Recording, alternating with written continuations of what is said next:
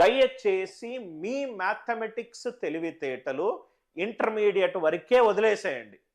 Competitive ఎగ్జామినేషన్లో మీకు కావాల్సిందల్లా smarter approaches, easy approaches, best approaches, fast approaches, confidence creation for non maths students.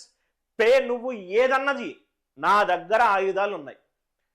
నువ్వు ఏదన్నది ఇప్పుడు ఒక వన్డే మ్యాచ్ ఆడుతుంది అనుకోండి, బ్యాట్స్మెన్ నెట్ ప్రాక్టీస్ చేసి చేసి చేసి అన్ని బాళ్ళు చేసి చేసి కాన్ఫిడెంట్గా క్రీజ్లోకి వెళ్తాడు. వాడికి కాన్ఫిడెన్స్ లేదనుకోండి, బౌలర్ డామినేట్ చేస్తాడు. బౌలర్ ఎవరు ఇక్కడ? మీ ఎగ్జామినర్. బ్యాట్స్మెన్ ఎవరు? మీరు. రైట్? అప్రాక్సిమేషన్ యూజ్ చేసి క్యాల్కులేషన్ లేకుండా 20 to 30 సెకండ్స్లో సాల్వ్ చేసే పద్ధతి. అందుకే మీరు చూస్తే ఏ క్లాసు మిస్ అవ్వద్దు సార్. ఇదేమో అప్రాక్సిమేషన్, డిజిటల్ సమ్ ఎక్కడ వర్క్ అవ్వదు చెప్పడానికి క్రియేట్ చేసిన క్వశ్చన్. ఇక్కడేమో డైరెక్ట్ క్వశ్చన్ అర్థం చేసుకొని సాల్వ్ చేసింది.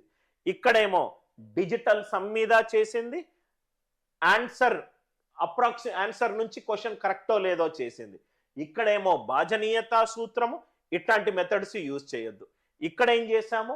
భాజనీయతా సూత్రాలు ఒక్కొక్క క్వశ్చన్ నుంచి మీకు నేర్పించే ప్రయత్నం చేస్తున్నాను. దీన్ని వండర్ఫుల్గా థిమాటిక్ బేస్డ్ లెర్నింగ్ అని అంటాం. What learning sir? Thematic based learning. Class తర్వాత మీరు ఫిన్లాండ్ ఎడ్యుకేషన్ సిస్టమ్ కనుక చూసినట్టయితే మీకు అర్థమవుతుంది. ఇక్కడ ఆన్సర్లు తనంతట తానుగానే లాజిక్ తోటి వెళ్తున్నాం కాబట్టి ఆన్సర్ వచ్చి తీరాలి.